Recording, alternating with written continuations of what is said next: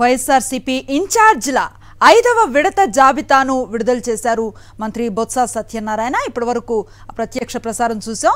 ఇంతకు ముందు 4 విడతలుగా వైఎస్ఆర్సీపీ ఇన్ఛార్జిల జాబితాలను విడుదల చేయడం చూసాం. ఇప్పుడు 5వ విడత జాబితాలో అభ్యర్థుల పేర్లను మంత్రి బొత్స సత్యనారాయణ మీడియాకు తెలియపరిచారు. వైఎస్ఆర్సీపీ 5వ విడత ఇన్ఛార్జిల జాబితాకు సంబంధించిన వివరాలను మీడియాకు తెలియపరిచారు మంత్రి బొత్స సత్యనారాయణ. ఇదే విధంగా గతంలో 4 విడతలుగా ఇన్ఛార్జిల జాబితా విడుదలైంది. ఇది 5వ జాబితా. ఈ జాబితాను కాసేపటి క్రితమే మీడియాకు వివరించారు మంత్రి బొత్స సత్యనారాయణ. 5వ విడత ఇన్ఛార్జిల వైఎస్ఆర్సీపీ ఇన్ఛార్జిల పేర్లను మీడియాకు తెలియపరిచారు ఆయన. వైఎస్ఆర్సీపీ ఇన్ఛార్జిల 5వ విడత జాబితాను కాసేపటి క్రితమే మంత్రి బొత్స సత్యనారాయణ మీడియాకు వివరించారు. ఇంతకు ముందు 4 విడతలుగా వైఎస్ఆర్సీపీ ఇన్ఛార్జిల జాబితాలు విడుదల చేయడం జరిగింది. దీంతో 5వ జాబితాగా కనిపిస్తోంది. పూర్తి సమాచారం మా కరెస్పాండెంట్ సతీష్ అందిస్తారు. సతీష్, అనిసే వైఎస్ఆర్ కాంగ్రెస్ పార్టీ ఎన్నికలకు సంబంధించినటువంటి నియోజకవర్గ సమన్వయకర్తలు ఇన్ఛార్జిల మార్పులు చేర్పుల ప్రక్రియను కొనసాగిస్తుంది. ఇప్పటి వరకు ఇది 4 జాబితాలు పూర్తయితే వాళ్ళ 5వ జాబితాని విడుదల చేసింది. ఇందులో 4 లోక్సభ స్థానాలకు సంబంధించినటువంటి సమన్వయకర్తలను, 3 అసెంబ్లీ నియోజకవర్గాలకు సంబంధించినటువంటి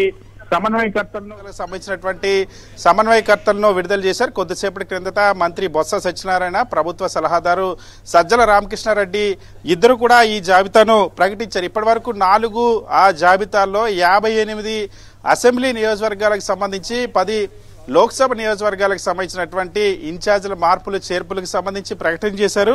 ఇప్పుడు ఇప్పుడు ఇచ్చినటువంటి జాబితాలో 7 నియోజకవర్గాల్లో 4 లోక్సభలో 1 కాకినాడకు సంబంధించి కాకినాడ లోక్సభ అభ్యర్థిగా లోక్సభ సమన్వయకర్తగా చలమలశెట్టి సునీల్ని నియమించారు. ఇప్పుడున్నటువంటి వంగ గీత కాకినాడ లోక్సభ సభ్యురాలని వంగ గీతను పిఠాపురం అసెంబ్లీ నియోజకవర్గ సమన్వయకర్తగా కొద్ది రోజుల కింద నియమించినటువంటి నేపథ్యంలో ఇప్పుడు ఆ లోక్సభ స్థానానికి సంబంధించి చలమలశెట్టి సునీల్ నియమించారు. చలమలశెట్టి సునీల్ గతంలో వైఎస్ఆర్ కాంగ్రెస్ పార్టీ తరపున లోక్సభ అభ్యర్థిగా పోటీ చేశారు. 2 సార్లు లోక్సభ అభ్యర్థిగా ఆ స్థానంలో పోటీ చేసినటువంటి పరిస్థితి. ఇప్పుడు ఆ వైఎస్ఆర్ కాంగ్రెస్ పార్టీ నుండి ఇప్పుడు చలమలశెట్టి సునీల్కి కాకినాడ లోక్సభ నియోజకవర్గ సమన్వయకర్తగా పార్టీ బాధ్యతలు అప్పగించింది. మచిలీపట్నానికి సంబంధించి మచిలీపట్నం పార్లమెంటుకు సంబంధించినటువంటి సమన్వయకర్తగా ప్రస్తుతం ఉన్నటువంటి అవనగడ్డ ఎమ్మెల్యే సింహాద్రి రమేష్ బాబును ప్రకటించింది. పార్లమెంట్ నియోజకవర్గానికి సంబంధించినంత వరకు అదే పార్లమెంట్ లో శాసనసభ్యుడిగా ఉన్నటువంటి సింహాద్రి రమేష్ వైఎస్ఆర్ కాంగ్రెస్ పార్టీలో సీనియర్ నాయకుడిగా ఉన్నారు. ప్రస్తుతం అవనగడ్డ శాసనసభ్యుడిగా ఉన్నారు సింహాద్రి రమేష్ బాబు. సింహాద్రి రమేష్ బాబుని ఇప్పుడు మచిలీపట్నం పార్లమెంటు సమన్వయకర్తగా వైఎస్ఆర్ కాంగ్రెస్ పార్టీ నియమించింది. అదేవిధంగా నర్సరావుపేట లోక్సభ స్థానానికి సంబంధించి మాజీ మంత్రి పౌలుబోయిన అనిల్ కుమార్ యాదవ్ ని నియమిస్తూ ఇప్పుడు కొద్దిసేపటి కింద ఆదేశాలు ఇచ్చారు. అనిల్ కుమార్ యాదవ్ వైఎస్ఆర్ కాంగ్రెస్ పార్టీలో ఉన్నటువంటి బీసీ సామాజిక వర్గానికి సంబంధించినటువంటి నాయకుడు. 2 సార్లు నెల్లూరు సిటీ నుండి శాసనసభ్యుడిగా పనిచేశారు. ఒక మంత్రిగా కూడా పనిచేశారు.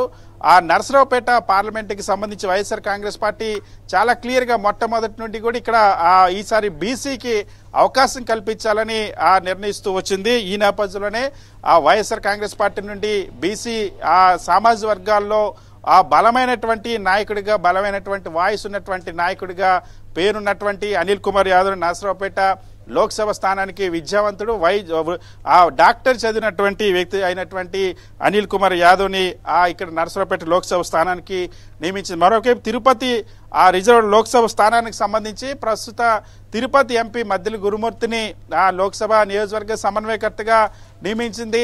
నియమిస్తూ పార్టీ నిర్ణయం తీసుకుంది. వాస్తవానికి మొన్నటి జాబితాలో గురుమూర్తిని సత్యవేడు అసెంబ్లీ నియోజకవర్గానికి సమన్వయకర్తగా నియమించారు. మళ్ళీ ఇప్పుడు పార్లమెంటు నియోజకవర్గానికి సంబంధించి అదే గురుమూర్తిని సమన్వయకర్తగా నియమించిన పరిస్థితి. ఇక శాసనసభ నియోజకవర్గాలకు సంబంధించి అరకు వ్యాలీకి సంబంధించినటువంటి అరకు వ్యాలీ ఎస్టీ నియోజకవర్గానికి సంబంధించి రేగం మత్స్యలింగాన్ని ఎవరైతే అరకు నియోజకవర్గంలో ప్రస్తుతం జెడ్పీటీసీ సభ్యుడిగా ఉన్నారు, గతంలో ఉపాధ్యాయుడిగా పనిచేసినటువంటి వ్యక్తి మత్స్యలింగం అరకు వ్యాలీ అసెంబ్లీ నియోజకవర్గానికి సంబంధించినటువంటి సమన్వయకర్తగా మత్స్యలింగాన్ని నియమిస్తూ నిర్ణయం తీసుకున్నారు. అదేవిధంగా అవనగడ్డ నియోజకవర్గానికి సంబంధించి ఎవరైతే ప్రస్తుతం అవనగడ్డలో ప్రస్తుతం శాసనసభ్యుడిగా ఉన్నటువంటి సింహాద్రి రమేష్ బాబుని మచిలీపట్నం లోక్సభ నియోజకవర్గానికి సమన్వయకర్తగా నియమించినటువంటి నేపథ్యంలో ఇప్పుడు అవనిగడ్డ అసెంబ్లీ నియోజకవర్గానికి సంబంధించి సింహాద్రి చంద్రశేఖర్ డాక్టర్ ప్రముఖ ఆంకాలజిస్టు క్యాన్సర్ వైద్యునికి సంబంధించినటువంటి ఇప్పుడు ప్రముఖ వైద్యుడిగా గుర్తింపు ఉన్నటువంటి వ్యక్తి సింహాద్రి చంద్రశేఖరరావు.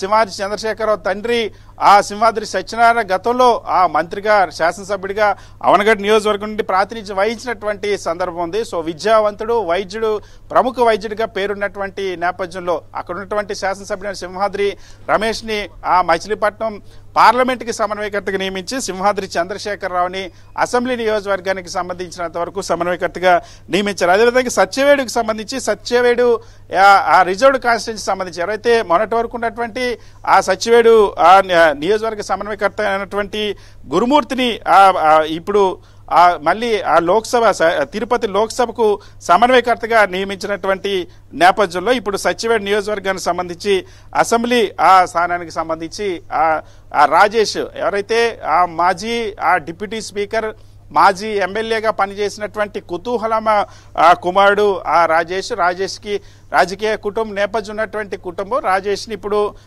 సచివేడ్ అసెంబ్లీ నియోజకవర్గ సమన్వయకర్తగా నియమించారు. సో 7 నియోజకవర్గాలకు సంబంధించి మార్పులు చేర్పులు కొన్ని చేసినటువంటి సందర్భం ఉంది.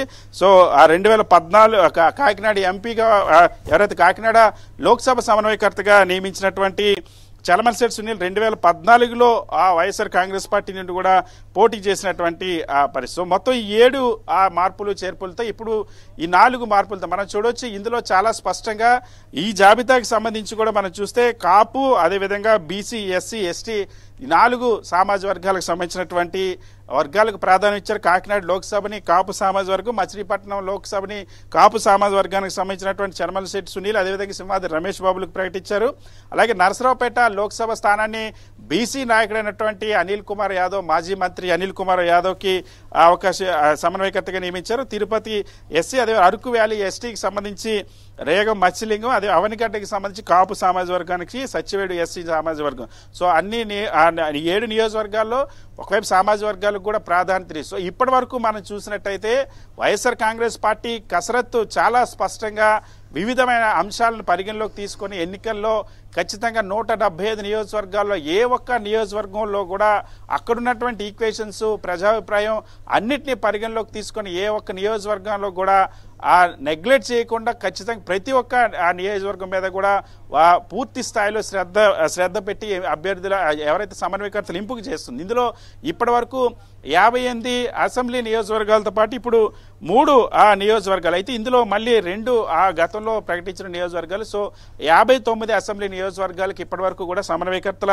మార్పులు చేర్పులు చేసినట్టు మనం భావించవచ్చు. అదేవిధంగా 10 లోక్సభ స్థానాలకు సంబంధించి ఇప్పటికే జరిగింది. ఈ రోజు ఇచ్చినటువంటి 4లో కొత్తగా 3 లోక్సభ స్థానాలకు సంబంధించి సమన్వయకర్తలు నియమించారు. సో 13 లోక్సభ నియోజకవర్గాలకు 59 అసెంబ్లీ నియోజకవర్గాలకు సమన్వయకర్తలను ఇప్పటి వరకు మార్పులు చేర్పులు చేసినట్టుగా మనం భావించవచ్చు. ఎన్నికల టీంని సిద్ధం చేసుకునేటువంటి పనిలో వైఎస్ఆర్ కాంగ్రెస్ పార్టీ అన్ని రాజకీయ పార్టీల కంటే కూడా ముందుంది. ఆంధ్రప్రదేశ్ రాష్ట్రంలో ఒకవైపు క్షేత్రస్థాయిలో ప్రచారానికి ఇప్పటికే సభలతో సంసిద్ధమైనటువంటి పరిస్థితి. సో ఎన్నికలకు సంబంధించినటువంటి టీంని సిద్ధం చేసుకోవడమే కాకుండా ఎన్నికల ప్రక్రియలో కూడా అన్ని రాజకీయ పార్టీలకి ఎవరికి అందనంత వేగంగా ముందుకెళ్తున్న పరిస్థితి అయితే కనిపిస్తుంది అనుశ్రీ.